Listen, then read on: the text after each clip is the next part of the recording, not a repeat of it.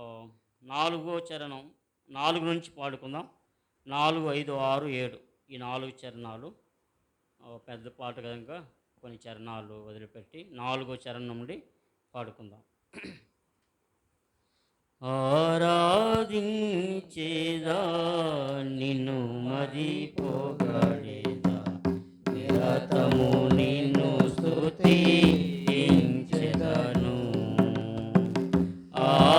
ఆరాధించేదా నిన్ను మది పొగడేదా నిరతము నిన్ను స్తుతించెదను. మార్గము నీవే సత్యము నీవే, మార్గము నీవే సత్యము నీవే, జీవము నీవే నా ప్రభువా, జీవము నీవే నా ప్రభువా. ఆరాధించేదా నిన్ను మది పొగడేదా నిరతము నిన్ను స్తుతించెదను. ఆరాధించేదా నిన్ను మది పొగడేదా నిరతము నిన్ను స్తుతించెదను. నీ రక్తముతో నన్ను కడిగితివి, పరిశుద్ధునిగా చేసితివి. నీ రక్తముతో నన్ను కడిగితివి, పరిశుద్ధునిగా చేసితివి. నీ రక్షణకై స్తోత్రము చేయుచు, నీ రక్షణకై స్తోత్రము చేయుచు, నిత్యము నిన్ను కొనియాడెదను, నిత్యము నిన్ను కొనియాడెదను. ఆరాధించెదా నిన్ను మది పొగడేదా నిరతము నిన్ను స్తుతించెదను.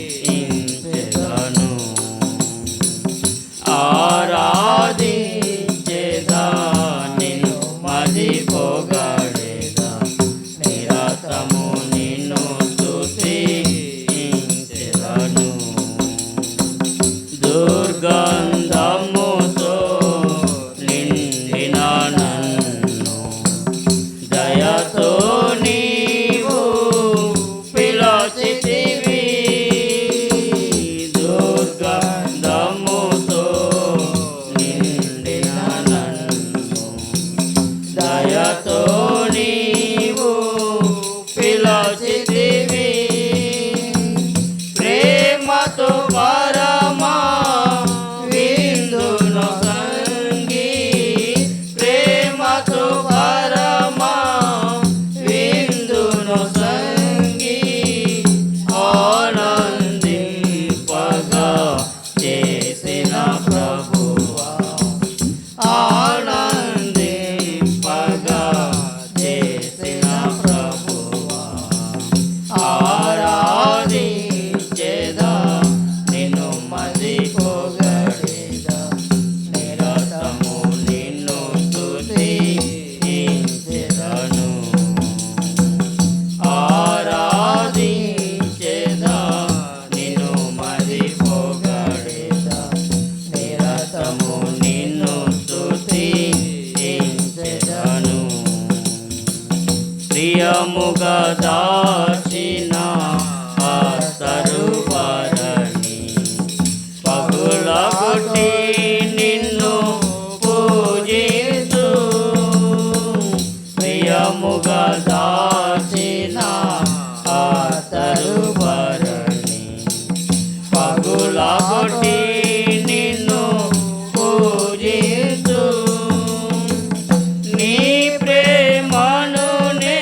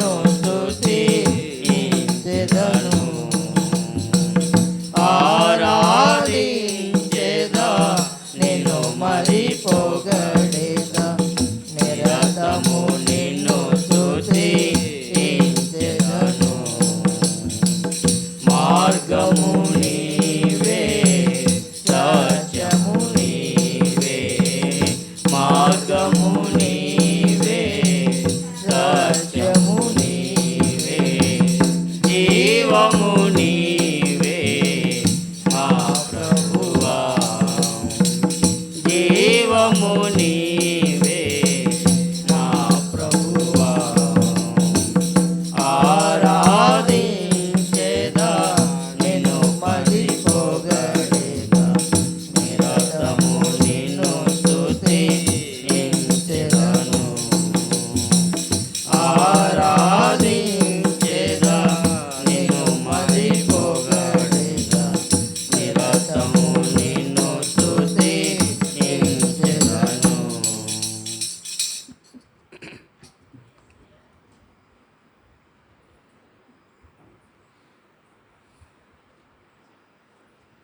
ప్రార్థన చేసుకుందామండి. ప్రేమ కలిగిన మా తండ్రి, జీవము కలిగిన జీవాధిపతి, ఇశ్రాయేలు స్తోత్రముల మీద ఆసీనుడై ఉన్న మా దేవ, ఈ దినము మా స్తోత్రముల మీద కూడా ఆసీనుడై ఉన్నారని నమ్ముచున్నాం మా తండ్రి. మహామహిమలో వసించు మా దేవ, మీ పరిశుద్ధ నామమునకు వందనాలు. ఈ సమయంలో మా మధ్యించబడిన మీ శరీరక్తాలకు సాదృశ్యంగా ఉన్న ఈ బలను బట్టి వందనాలు. బలను సమీపిస్తుండగా ప్రభువా, మా జీవితంలో ఏది సరి చేసుకోవాలో, చక్కదిద్దుకోవాలో మీ వాక్యపు వెలుగులో, మీ వాక్యం అనే అర్థంలో మా జీవితాలను చూపించండి. సరి చేసుకున్న వారమై యోగ్యులముగా బలలో చేయడానికి కావలసిన కృప అనుగ్రహించండి. ఇప్పటి వరకు ఆత్మతో సత్యంతో యథార్థంగా ఆరాధించే భాగ్యం ఇచ్చినందుకు వందనాలు దేవా. ఎవరైతే అట్టి ఆరాధనను సమర్పించారో వారందరిని బట్టి వందనాలు. ఇంకా ఆరాధించే అనుభవం లేని వారిని కూడా దర్శించండి దేవా. వారు కూడా మిమ్మల్ని ఆరాధించే భాగ్యం ప్రసాదించండి. ఇంతవరకు మా ఇళ్ళ చేసిన మేలుని బట్టి స్తుతిస్తూ ఈ సమయంలో మీరే మాతో మాట్లాడతారని విశ్వసిస్తూ మహిమ ఘనత ప్రభావాలు మీకు ఆరోపిస్తూ యేసు ప్రభువారి దివ్య నామమున ప్రార్థిస్తున్నాను తండ్రి, ఆమేన్.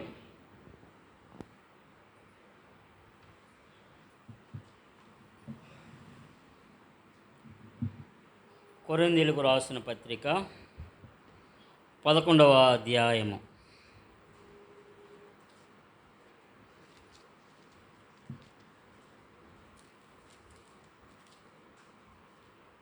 మొదటి కొరింథీ 11 28వ వచనము అందరం కలిసి చదువుకుందాం. 28. కాబట్టి ప్రతి మనుష్యుడు తను తాను పరీక్షించుకొనవలెను, అలాగు చేసి ఆ రొట్టెను తిని ఆ పాత్రలోనిది త్రాగవలెను. కనుక దేవుడు ఇచ్చిన ఆజ్ఞ ప్రతి మనుష్యుడు తను తాను పరీక్షించుకోవాలి. వాక్యానుసారంగా మన జీవితాలను ప్రభు యొక్క వాక్యపు వెలుగులో ఏదైతే మనలో సరిచేయాలని కోరుతున్నాడో అవి గుర్తెరిగి యోగ్యులముగా మనము బలలో చేయాలని ప్రభు కోరుతున్నాడు. యోహాను సువార్త 13వ అధ్యాయము. యోహాను సువార్త 13వ అధ్యాయము 1 నుండి 9 వచనాలు మార్చి చదువుకుందాం. తాను ఈ లోకములో నుండి తండ్రి వద్దకు వెళ్ళవలసిన గడియ వచ్చినని యేసు పస్కా పండుగకు ముందే ఎరిగినవాడై లోకములోనున్న తన వారిని ప్రేమించి వారిని అంతం వరకు ప్రేమించెను.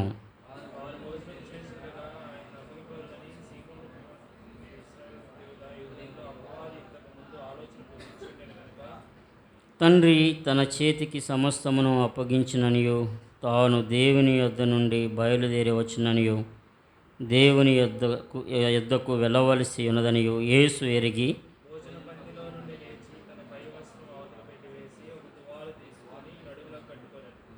అంతటా పళ్ళెములో నీళ్లు పోసి శిష్యుల పాదములు కలుగుటకును తాను కట్టుకుని ఉన్న తువాలతో తుడుచుటకును మొదలుపెట్టెను.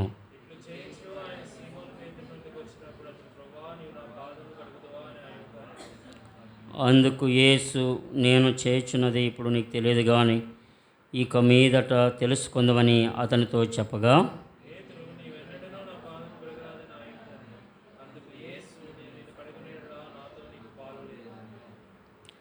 సీమోను పేతురు, ప్రభువా, నా పాదములు మాత్రమే గాక నా చేతులు నా తల కూడా కడుగమని ఆయనతో చెప్పాను. దేవుడి యొక్క వాక్య భాగము దీవించి మనతో స్పష్టంగా మాట్లాడునుగాక. ఈ సందర్భము యేసు ప్రభువారు సిలువ వేయబడిన రోజుకు ముందు రోజు, అంటే శుక్రవారము యేసు ప్రభువారు సిలువ వేయబడ్డారు. ముందు రోజు గురువారము ఒక మేడగదిలో వారు పస్కా పండుగను భుజించడానికి కూర్చుండి ఉన్న సందర్భం. 12వ అధ్యాయంలో ఎన్ని రోజులకు ముందు పస్కా పండుగకు, అనగా యేసు ప్రభువారు సిలువ వేయబడిన రోజుకి ఎన్ని రోజుల ముందు? 6 రోజుల ముందు జరిగిన సందర్భం. ఈ సందర్భమేమో ఒక రోజుకు ముందు, యేసు ప్రభువారు సిలువ వేయబడిన రోజుకు ఒక రోజు ముందు గురువారము. ఇది మేడగదిలో జరిగే సందర్భము. వారందరూ భోజనాన్ని కూర్చున్నారు. అంతకుముందేమో రాజు భోజనాన్ని కూర్చున్నాడు. యేసు ప్రభువారు ఆయన్ను విందుకు పిలిచారు. ఇక్కడేమో యేసు ప్రభువారే విందుకు పిలిచాడు వీళ్ళని. పస్కాను పూజిద్దాము, ఒక ఇల్లు ఏర్పరచమంటే మేడగది చూస్తారు. యేసు ప్రభువారు భోజనానికి పిలిచిన సందర్భం. ఇంతకుముందేమో మానవులు యేసు ప్రభువారిని భోజనానికి పిలిచిన సందర్భం. భక్తులు యేసు ప్రభువారిని భోజనానికి పిలిచారు. ఇక్కడేమో యేసు ప్రభువారు శిష్యులను పిలిచిన సందర్భం. ఇక్కడ ఆ సందర్భంలో యేసు ప్రభువారు ఒక పళ్ళెంలో నీళ్లు తీసుకొని, చూడండి 5వ వచనంలో, అంతటా పళ్ళెములో నీళ్లు పోసి శిష్యుల పాదములు కడుగుటకును తాను కట్టుకొని ఉన్న తువాలుతో తుడుచుటకును మొదలుపెట్టెను. ఇక్కడ ఎవరి పాదాలు కనబడుతున్నాయి? ఎవరి పాదాలు? శిష్యుల పాదాలు. 12వ అధ్యాయంలో చూడండి 3వ వచనం, 12:3, యోహాను సువార్త 12వ అధ్యాయం 3వ వచనం. అప్పుడు మరియా మిక్కిలి విలువగల అచ్చ జడామాంసి అత్తరు ఒక సేరున్నర ఎత్తి తీసుకొని యేసు పాదములకు పూసి. ఇక్కడ ఎవరి పాదాలు ఉన్నాయి? యేసు పాదాలు 12వ అధ్యాయంలో కనబడితే 13వ అధ్యాయంలో ఎవరి పాదాలు కనబడుతున్నాయి? శిష్యుల పాదాలు. భక్తులు యేసు ప్రభువారిని విందుకు పిలిచారు. ఒక భక్తురాలు యేసు ప్రభువారి పాదములు పట్టుకొని ప్రభువుని ఆరాధించడానికి ఇష్టపడింది. ఒక భక్తురాలు లేకపోతే మానవులు యేసు ప్రభు పాదాలు పట్టుకొనుట ఆరాధన. మానవుల పాదాలు దేవుడైన యేసు ప్రభువారు పట్టుకొనుట పరిచర్య. ఏంటంట? మానవులు యేసు ప్రభు పాదాలు పట్టుకోవడమేమో ప్రభుని ఆరాధించడము. మానవుల పాదాలు సాక్షాత్తు పరమాత్ముడైన దేవుడు మానవ రూపంలో యేసు క్రీస్తు అనే నామకరణంతో మానవ ఆకారంలో ఉండి ఆ పరమాత్ముడు శిష్యుల పాదములు పట్టుకొనుట, లేకపోతే మానవుల పాదములు పట్టుకొనుట దేనికి సాదృశ్యము? పరిచర్యకు సాదృశ్యము. ఆయన పాదాలు పట్టుకోవడము గొప్ప సంగతి ఏమి కాదు. కారణం ఏంటంటే ఆయన ఎవరు? ఆయన దేవుడు. ఆయన పాదాలు యొక్క గొప్పతనం ఏంటో తెలుసా? చూడండి, ఎఫెసీయులకు రాసిన పత్రిక 1వ అధ్యాయము 33వ వచనం, క్షమించండి 23వ వచనం. ఆయన 22 చావన్నా. మరియు సమస్తమును ఆయన పాదముల క్రింద ఉంచి. ఆయన యొక్క పాదములు గొప్పతనం ఏంటంటే ఈ లోక రాజ్యాలు కావచ్చు, ఈ భూమి దాని వైభోగం కావచ్చు, ఈ లోకంలో ఉన్న సమస్త సృష్టి కావచ్చు, ఆకాశము క్రింద భూమి దాని అందరూ సమస్తము కావచ్చు, ఎన్నో గ్రహాలు ఉన్నాయి, ఇంకా మరెంతో సృష్టి ఉంది. అవన్నీ కూడా ఎవరి పాదాల కిందని అంట? ఆయన పాదాలు అనగా యేసు ప్రభువారి పాదముల కింద ఉన్నాయి. అటువంటి గొప్ప స్థాయిలో ఉన్నాడు. ఆయనే సమస్తమును సృజించాడు, ఆయనే నిర్వహిస్తున్నాడు. ఆయన సార్వభౌమాధికారము కలిగి ఉన్న దేవుడు. అటువంటి సర్వశక్తి గల దేవుని యొక్క పాదములు పట్టుకోవడము గొప్ప సంగతి ఏమీ కాదు. సామాన్యుడైన మానవుడు, దుమ్ముకి ధూళికి చెందిన మానవుడు అంతలో కనబడతాడు. అప్పుడే మాయమైపోయే మానవుడు, ఈ తుచ్చమైన బ్రతుకు కలిగిన మానవుడు, నీటి ఆవిరి లాంటి బ్రతుకు కలిగిన మానవుడు అటువంటి గొప్ప స్థానంలో ఉన్న దేవాతి దేవుని యొక్క పాదములు పట్టుకోవడము గొప్ప సంగతి ఏమీ కాదు. అయితే ఇక్కడ గొప్ప విషయం ఏంటంటే, ఆ గొప్ప దేవుడు పరమాత్ముడు మానవుని యొక్క పాదాలను పట్టుకునే స్థాయికి ఆయన దిగజారిపోయాడు. అది గొప్ప స్థానం, అది గొప్ప స్థితి, అది గొప్ప విషయం.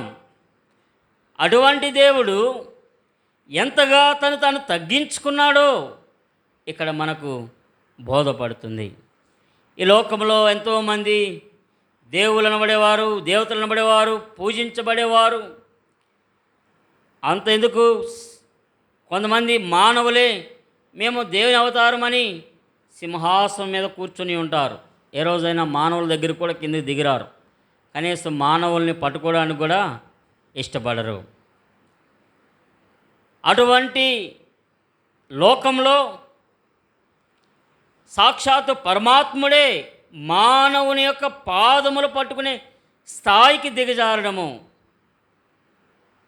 అది ఎంత గొప్ప విషయం, అది ఎంత గొప్ప విషయం. ఇంకా ఆయన ఎంత గొప్పవాడు, ఆయన ఉన్న ఔన్నత్యము ఇంకెంత గొప్పది, ఆయనకున్న స్వభావం ఇంకెంత గొప్పది. ప్రియమైన దేవుని బిడలముగా అక్కడ ఎందుకు ఆయన మానవుని యొక్క పాదాలు పట్టుకున్నాడంటే, మానవుని యొక్క పాదాలు ఏం చేయబడాలా, అక్కడ ఏం చేయాలా, ఆయన వారి యొక్క పాదాలు కడగాలి. కడగడానికి ఆయన తను తాను తగ్గించుకొని ఉన్నాడు. ప్రేమైన జీవితం దేవుని బిడ్డరా, ఆ పాదాలు ఎక్కడెక్కడ తిరిగినాయో, ఆ పాదాలు ఏ పాపం వైపు మళ్ళినాయో, ఆ పాదాలు ఎటువంటి భయంకరమైన స్థలాల్లో నిలిచి ఉన్నాయో, ఆ పాదాలకు ఏ పాపము, ఏ మురికి, ఏ మలినము, ఏ అపవిత్రత అంటుకొని ఉందో కనుక అవన్నీ శుభ్రం చేయాలి అని కంకణం కట్టుకొని, నడుముకు తువాలు కట్టుకొని, నడుము బిగించుకొని ఆ పరమాత్ముడు మానవుని యొక్క పాదాలు కడగడానికి ఇష్టపడ్డాడు. మానవుని యొక్క పాపాలు కడగడానికి ఇష్టపడ్డాడు. మానవుని యొక్క పాపాలు కడగడానికి ఇష్టపడి ఈ లోకానికి పరమాత్ముడు మానవాకారంలో జన్మించాడు. ఆయనే ప్రభువైన యేసుక్రీస్తు వారు అనేది మనము గుర్తెరగాలి. ఇంకా ఇక్కడ ఎవరైనా పాపాలు క్షమించబడకుండా, మీ పాపములు కడగబడకుండా, మీ అపవిత్రత ఇంకా కడగబడకుండా మీరు ఉంటే, మీ కొరకే మీ పాపాలను కడిగేంత తను తాను తగ్గించుకున్నాడు ఒక ఆయన ప్రభువైన యేసుక్రీస్తు వారు నీకున్నారు, నీకు అందుబాటులో ఉన్నారన్న సంగతి నువ్వు మర్చిపోవద్దు. ఒకవేళ నువ్వు కడగబడకుండా ఉంటే ఆయన అన్నాడు, కడిగేటప్పుడు పేతురు అన్నాడు, చూడండి 8వ వచనంలో, పేతురు నీవెన్నడను నా పాదములు కడగరాదని ఆయనతో అనెను. అందుకు యేసు, నేను నిన్ను కడగని ఎడల నాతో నీకు పాలు లేదనెను. కనుక కడగబడకపోతే ఏం లేదంట, పాలు లేదు, ఆయనతో సహవాసం లేదు, ఆయనతో పాటు ఆ నిశ్చలమైన రాజ్యంలో ఉండే భాగ్యం లేదు. నీ పాపములు కడగబడకపోతే, నీ హృదయం కడగబడకపోతే, నీ జీవితం కడగబడకపోతే ఆయనతో పాలు లేదంటే ఆ స్వర్గంలో, మోక్షంలో, వైకుంఠంలో నీకు స్థానం లేదని అర్థం. ఒకవేళ కడగబడకుండా నీవు ఆ రీతిగా ఉంటే, ఆయనతో స్థానం లేకుండా నీకుంటే, నీకు నీ కొరకు భయంకరమైన నరకము, అగ్నిగుండము నీ కొరకు పొంచి ఉన్నదనేది నువ్వు జ్ఞాపకం చేసుకోవాలి. ప్రియమైన దేవుని బిడ్డరా, ఆయన మానవుల యొక్క పాపములు కడగడానికి తను మరణించాడు, సమాధి చేయబడ్డాడు, మూడవ దినాన మృత్యుంజయుడిగా తిరిగి లేచాడు. ఇది సత్యం, ఇదేదో కట్టుకథ కాదు. నేటికి ఆనవాలుగా ఆ దేశంలో, ఆ ఇజ్రాయెల్ దేశంలో నేటికి ఆనవాలుగా ఆయన సిలువబడిన ప్రాంతం ఉంది, ఆయన సమాధి చేయబడిన ప్రాంతం ఉంది, తిరిగి లేచిన ఆ ప్రాంతము నేటికి సజీవ సాక్ష్యాలుగా ఉన్నాయి. అని యందు విశ్వాసం ఉంచితే చాలు, నీ హృదయాన్ని కడిగే దేవుడాయన, నీ జీవితాన్ని మార్చే దేవుడాయన అనేది నీవు జ్ఞాపకం చేసుకోవాలని ప్రభునామమున మనవి చేస్తున్నాను. కనుక కడగబడే జీవితం, మన జీవితము కూడా బలలో పాలు పొందాలంటే మన జీవితము కడగబడాలి, పవిత్రపరచబడాలి. చూడండి, 1 కొరింథీయులకు రాసిన పత్రిక 6వ అధ్యాయం, కొరింథీయులకు రాసిన మొదటి పత్రిక 6వ అధ్యాయము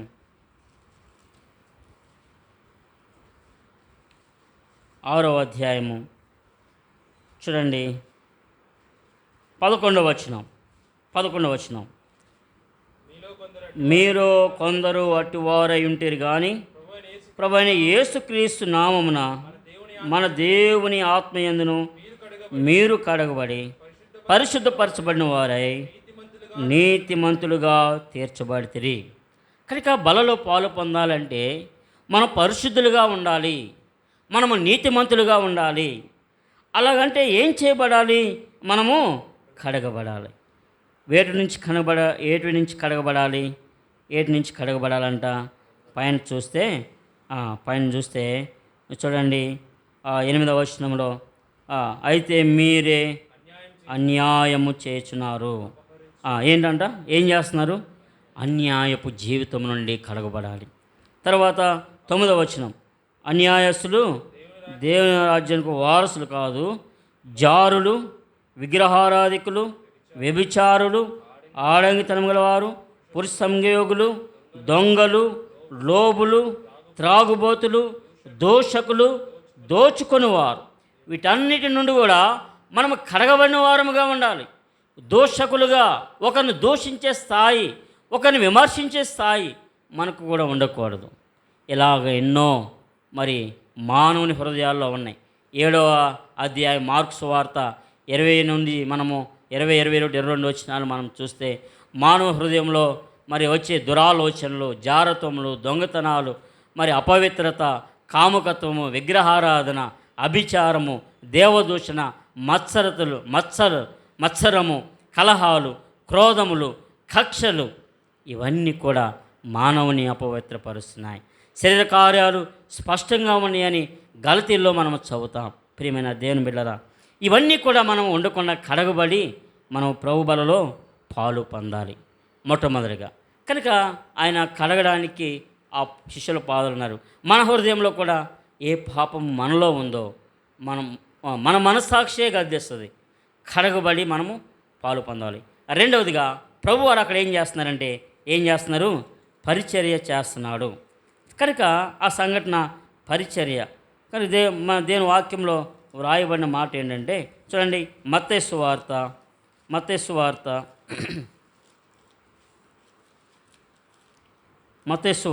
20వ అధ్యాయము మత్తయి సువార్త 20వ అధ్యాయము 25 నుండి చదువుతున్నాను, గమనించండి. యేసు తన యొద్దకు వారిని పిలిచి, అంటే ఒక ఆమె వచ్చి, అయ్యా, నా కొడుకులను ఇద్దరు, ఒకరిని కుడివైపున ఒకరు, ఎడమ వైపున ఒకరు నీ రాజ్యంలో కూర్చోబెట్టుకో, అంటే గొప్పవారికి అంత గొప్ప స్థానం ఇవ్వనంటే దేవుడు అంటున్నాడు, అమ్మా, అన్ని జనుల్లో అధికారులు వారి మీద ప్రభుత్వం చేయుదురనియు, వారిలో గొప్పవారు వారి మీద అధికారము చేయుదురని మీకు తెలియను. 26వ వచనం, 20-26 మత్తయి సువార్త. మీలో అలాగుండకూడదు. మీలో ఎవడు గొప్పవాడై ఉండగోరునో వాడు మీకు పరిచారకుడై ఉండవలను. మీలో ఎవడు ముఖ్యుడై ఉండగోరునో వాడు మీ దాసులే. ప్రియమైన దేవుని బిడ్డలారా, కనుక దేవుడే తగ్గించుకున్నాడు. సాక్షాత్తు పరమాత్ముడు ఆకాశం మండలములకు మించిన ఆ మహోన్నతమైన స్థానంలో నివసించే ఆ దేవాతి దేవుడు, ఆ పరమేశ్వరుడు మన కొరకు తగ్గించుకొని మానవుని యొక్క పాదాలు పట్టుకునే స్థాయికి తగ్గించబడ్డాడంటే ఇంకా మనకెందుకండి అధికారాలు, మనకెందుకు గొప్ప స్థానాలు, మనకెందుకు పేరు ప్రఖ్యాతలు? ఆయన మాదిరి చూపించాడు. అక్కడ అంటాడు యోహాను సువార్త 13వ అధ్యాయంలో, అక్కడ 13వ అధ్యాయంలో అంటాడు చూడండి, 13వ అధ్యాయంలో అంటాడు 14వ వచనంలో 13:14 కాబట్టి ప్రభువుకు బోధకునైన నేను మీ పాదములు కడిగిన ఎడల మీరును ఒకరి పాదములు ఒకరు కడగవలసినదే. అంటే పాదాలు కడగడం అంటే ఒకరి పాదాలు కింద ఉండే పట్టుకునేంత స్థాయి మనం తగ్గించుకోవాలి. మన స్వభావాన్ని అంతగా తగ్గించుకోవాలి. అంతేగాని చాలామంది అంత తగ్గించుకునే స్వభావం ఉండదు దేవుని బిడ్డలకు. కనుక అలా ఉంటే నీవు దేవునికి మాదిరిగా ఎలా ఉన్నావు?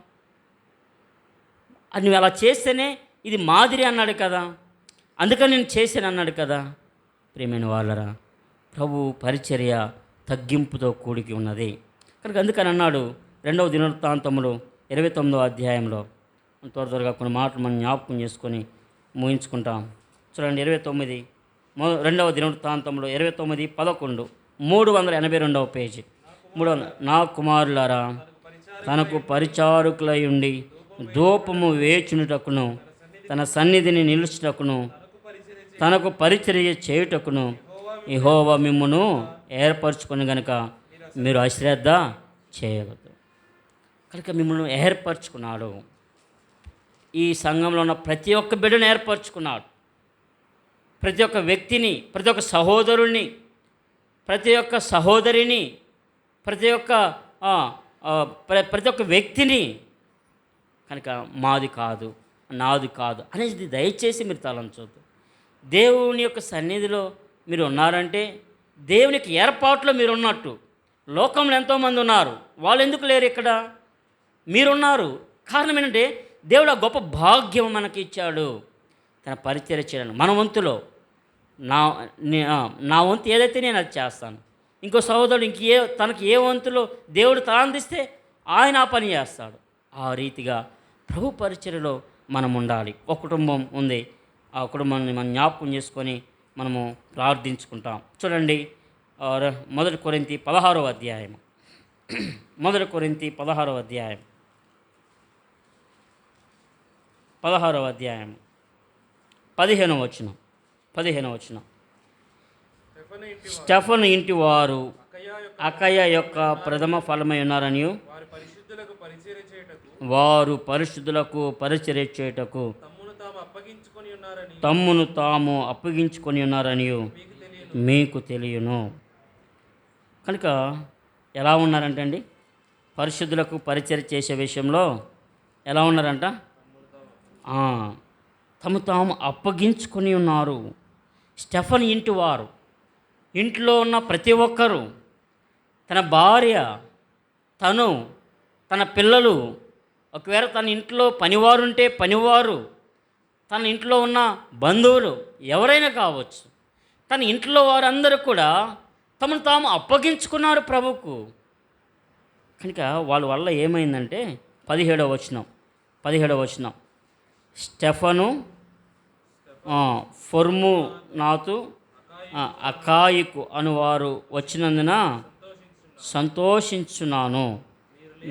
మీరు లేని కొరతను వీరు నాకు తీర్చి నా ఆత్మకును మీ ఆత్మకును సుఖము కలుగజేసిరు గనుక అటు వారిని ఎక్కడున్నాడు తెలుసా? పౌలు ఈ ఉత్తరం రాసేటప్పుడు, ఈ లేఖ రాసేటప్పుడు ఎక్కడున్నాడు తెలుసా? జైల్లో ఉన్నాడు, చెరసాలలో ఖైదీగా ఉన్నాడు. ఇప్పుడు ఈ ఖైదీగా ఉన్నాడంటే సంతోషిస్తారా? బాధలో ఉంటారు కదా. ఇప్పుడు వీళ్ళు స్టెఫను వెళ్ళడం ద్వారా ఏమొచ్చిందంట? ఆయనకి ఏమొచ్చిందండి? పౌలుకి ఏమొచ్చింది? సంతోషం వచ్చిందంట.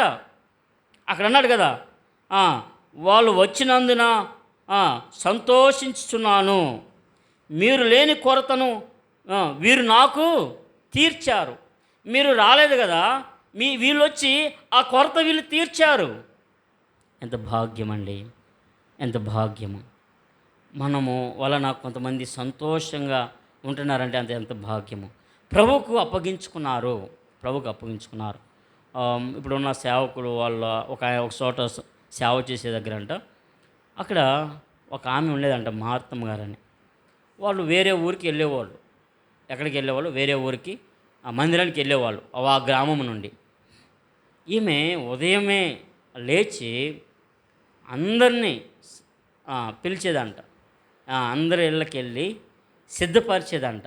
పొలాల ఇంటికి వెళ్ళి, అమ్మ అయిపోయిందా అంటే, ఇంకా అవ్వలేదమ్మా, కొద్దిగా బట్టలు ఉన్నాయి, కొద్దిగా ఉతకాలి అంటే, అవునా రా నేను కూడా చేద్దాం, కలిసి చేద్దామని ఆమె బట్టలు ఉతికేదంట. ఇంకొక ఇంటికి వెళ్ళి, త్వరగా రెడీ అవ్వు. ఇంకో ఇంటికి వెళ్ళి, ఏమ్మా అయిపోయింది అంటే, కొద్దిగా ఇంట్లో అవి ఉన్నాయమ్మా, శుభ్రం చేయాలి అంటే, సరే రా కూర్చొని చేద్దాం. ఆమె ఏం చేసేది?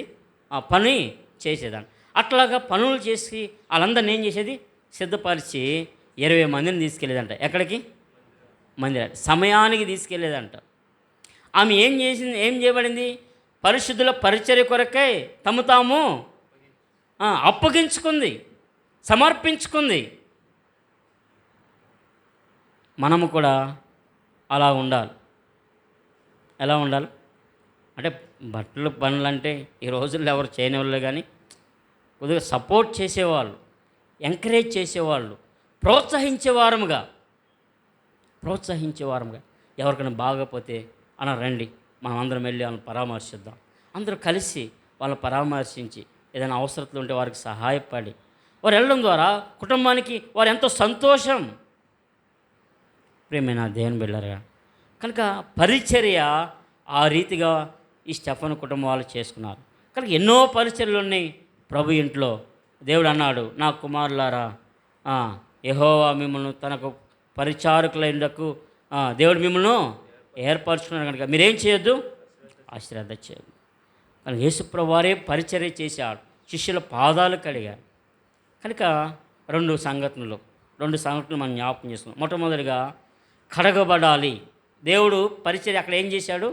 కడిగాడు. అంటే మన హృదయం కడగబడాలా, మనలో అపవిత్రత కడగబడాలా, దేవుని ఆ యొక్క బలలో మనం పాలు పొందడానికి.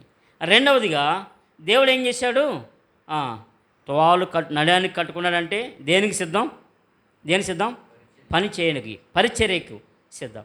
కనుక మన వంతులో దేవుడు మనల్ని ఏర్పరచుకున్నాడు. స్టెఫను కుటుంబము పరిశుద్ధుల పరిచర్య కొరకే తాము అప్పగించుకుంది. కనుక మన జీవితాలు కూడా ప్రభు కొరకు అర్పించుకొని మనం తోచిన మన వంతులో మనము పరిచర్యలో ముందుకెళ్తే మనకి క్షేమం, మన పిల్లలకి క్షేమం. దేవుడు అన్యాయస్తుడి కాదు. దేవుడు ఎవరు కాదు? మీరు చేసిన పని వదిలిపెట్టి ఆయన అన్యాయస్తుడు కాదు. ఆ ఫలితము మీ కుటుంబాలు, మీ పిల్లలు చూస్తారు, ఆ ఆశీర్వాదం చూస్తారు. కనుక సంఘము వర్ధిల్లుతుంది, సంఘము క్షేమాభివృద్ధి చెందుద్ది. సంఘంలో అనేక మంది సుఖ సంతోషాలతో ఉంటారు. బయట వారు చూసి, అరే ఏంటి వీళ్ళు ఎంత సంతోషంగా ఉన్నారు, ఏంటి ఎంత ప్రేమాప్యాతలు కలిగి ఉన్నారు అని అన్నారు. మొన్న ఒక ఆంటీ బాగోపోతే మేము వెళ్ళాం. ఆమె వాళ్ళ ఇంట్లో వాళ్ళ అమ్మగారు చనిపోయినప్పుడంట, వాళ్ళు చాలా ఎంతో ధనవంతులు అంట, అందరూ కూడా బంధువులు కూడా వాళ్ళు వచ్చారు. కానీ సంఘము ఒక్క పని చేయడం లేదంట. అన్నీ చనిపోయినప్పుడు కార్యక్రమాలు అన్నీ అక్కడ టెంట్లు తీసుకురావడం, బాక్సులు తీసుకురావడం, అన్నీ చేయడము. తర్వాత అక్కడ సమాధి కార్యక్రమం దగ్గర ఏ ఏర్పాట్లు ఏంటి, వచ్చిన వారికి భోజనం ఏంటి, అంత సంఘం దేవుని బిడ్డలు చూసుకుంటే వాళ్ళందరూ ఎంతో ఆశ్చర్యపోయారంట. అందుకనే నువ్వు మా దగ్గరికి రావు, మాకంటే నీ సంఘమే నీకు ప్రాముఖ్యంగా ఉంది, ఇంతగా మీరు కలిసి ఉన్నారు, ఇది ఎక్కడిది, ఎలా సాధ్యం?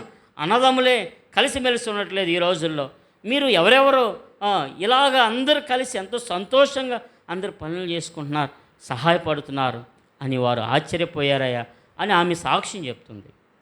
ఎలా సాధ్యం అంటే అన్ని కుటుంబాలు కూడా స్టెఫను వలె ఏం చేసుకున్నారు? వాళ్ళు ఆ రోజుల్లో తమను తాము అప్పగించుకున్నారు. కనుక అలా ఉండడం ద్వారా అనేక మంది కొత్తవారు నూతనంగా చేర్చబడతారు, వారు ఆకర్షితులు అవుతారు. దేవుని ప్రేమ, దేవుడు మనలో ప్రేమ నింపాడు, ఆ ప్రేమ ఇతరులకు పంచడం ద్వారా ఇంకా అనేక మంది ఆ ప్రేమను రుచించి దేవుని మందిరానికి వస్తారు. సంఘము వర్ధిల్లుతుంది, విస్తరించబడుతుంది, సంఘము వ్యాపించబడుతుంది, క్షేమాభివృద్ధి చెందుతుంది. కనుక దేవుని పని విస్తరిస్తే దేవుడు మనకేం చేస్తాడు? మన కుటుంబానికి, మన పిల్లలకు ఆశీర్వాదము, మేలులు ఇస్తాడు. కనుక అది జ్ఞాపకం చేసుకొని మనం ఉండాలి. ఇవన్నీ ఎలా సాధ్యమంటే యేసుప్రభువు వారు శిష్యుల పాదాలు పట్టుకుని తను తగ్గింపు కలిగి ఉన్నాడు. మనం అంత తగ్గింపు జీవితంలోకి వస్తే ఇవన్నీ సాధ్యం. కనుక దేవుడు మనకు అలాగా సహాయపడును గాక. మనందరం మోకరించుకున్నట్లయితే మనము పరీక్షించుకుందాం. వాక్యానుసారంగా ప్రభు బలలో మనము పాలు పొందుదాం. దయచేసి వాక్యానుసారంగా మన జీవితాలు పరీక్షించుకుందాం.